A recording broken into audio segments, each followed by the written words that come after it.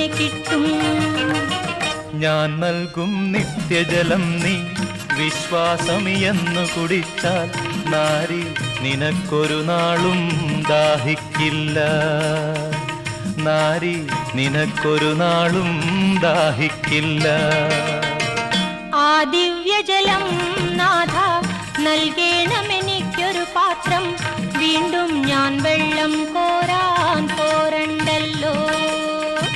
വീണ്ടും ഞാൻ വെള്ളം കോരാൻ പോരണ്ടല്ലോ.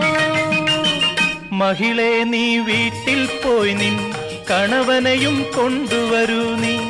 അപ്പോൾ ഞാൻ കോരി വിളമ്പാം ജീവന്റെ